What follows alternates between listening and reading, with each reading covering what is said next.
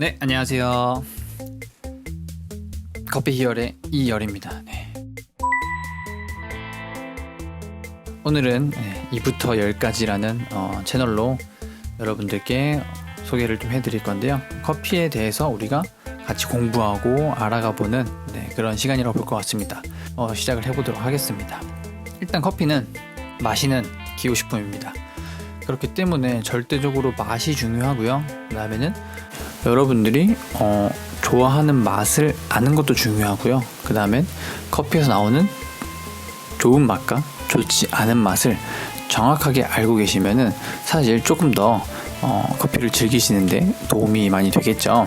그래서 오늘은 그 커피 맛이 어디서 어떻게 변하는지에 대해서 좀 설명을 해드리겠습니다.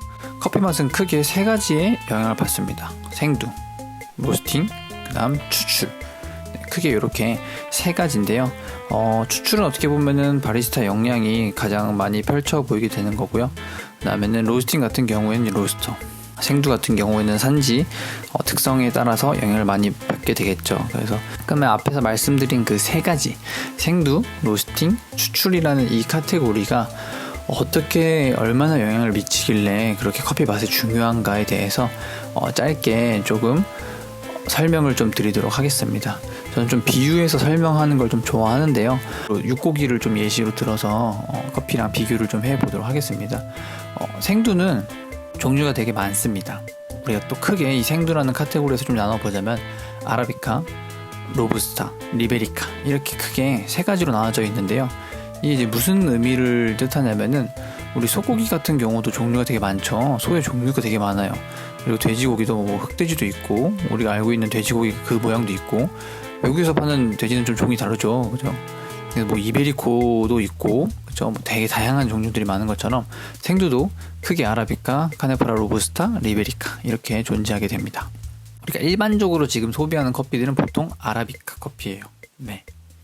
그리고 로부스타 같은 경우도 섞여 있는 경우들이 있는데 과거에 이제 믹스 커피의 좀 주 원료, 그다음에 블렌딩. 이탈리아에서는 이제 로부스타를 주로 많이 섞는다고 하는데 이제 베트남에서도 생산이 또 많이 되고 있는 게 이 로부스타 종입니다. 리베리카는 필리핀 가서 봤어요.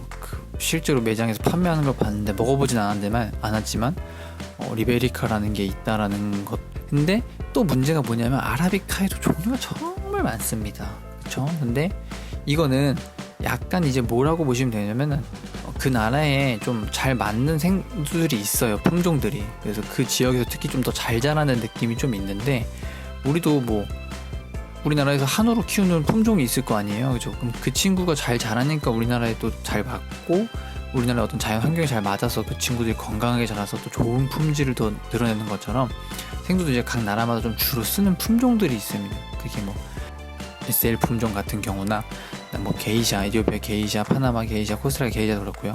버번이나 뭐 티피카라든지 파카마라, 마라고지페 뭐 종류가 너무 많죠. 근데 이제 그러한 종류들이 어떻게 보면은 좀 디테일한 차이점들을 나타내는 생두 종이라고 생각해 보시면 될 것 같아요. 딱 종만 가지고 놓고 어디 나라 거야, 무슨 품종이야 라고 사실 하면은 맞추기는 힘들 거예요.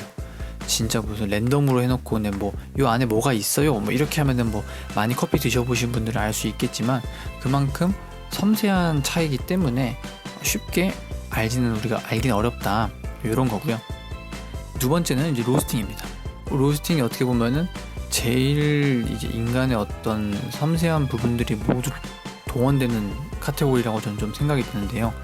우리가 이제 고기를 구워 먹을 때도 숯불에도 구워 먹을 수도 있고 프라이팬에 구워 먹을 수도 있고 에어프라이기도 구워 먹을 수도 있고, 그렇죠? 뭐 엄청나게 다양하게 고기를 구울 수 있는 판들이 있잖아요.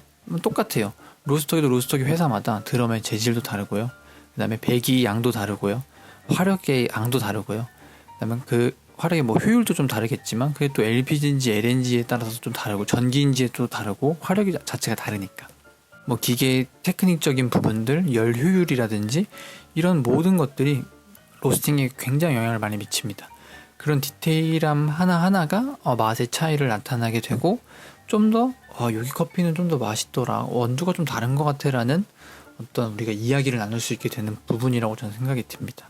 그다음에 환경적인 요인도 굉장히 많이 받기 때문에 날씨나 습도나, 그렇죠? 또 중요한 부분이 될 수 있습니다. 이 로스팅을 통해서 우리가 뭐 라이트 로스팅, 미디움, 다크 해서 어떤 커피의 기본적인 맛의 특성을 잡는 포인트들을 나누게 됩니다.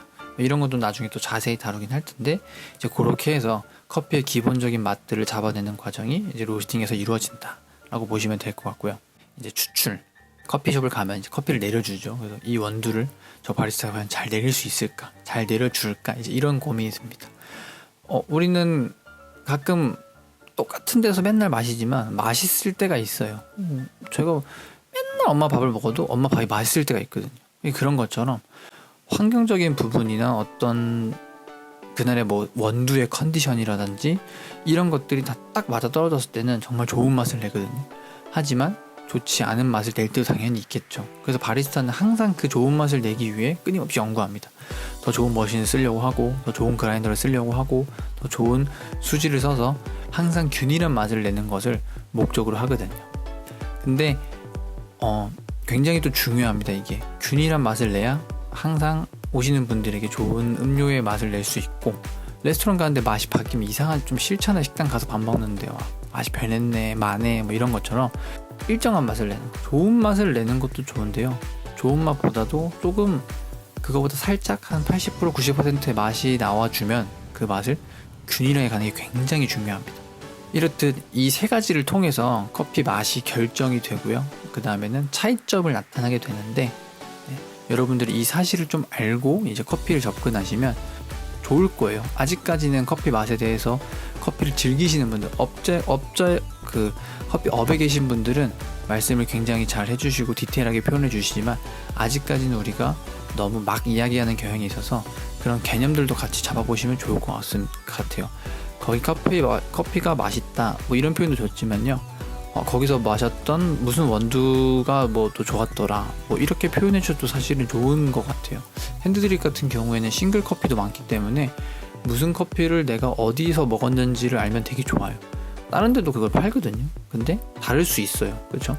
그래서 맛을 표현해 줄 땐 디테일한 점들을 우리가 캐치해 주면 좀 좋을 것 같다. 그렇죠? 이 말을 좀 드리고 싶었습니다.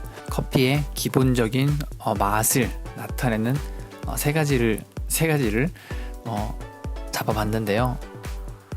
좀 더 이제 자세하게는 계속 제가 영상을 업로드하면서 여러분들까지 공유하려고 합니다. 기본적인 개념을 좀 알고 계시면 좋을 것 같고, 추출부터 시작해서 생두까지 쭉 2부터 10까지 여러분들께 쭉 설명을 좀 드리려고 합니다. 그래서 영상을 좀 봐주시고 질문 있으시면은 댓글창에 댓글 남겨주시면 좋을 것 같고요. 네, 영상 시청해주셔서 너무 감사드립니다.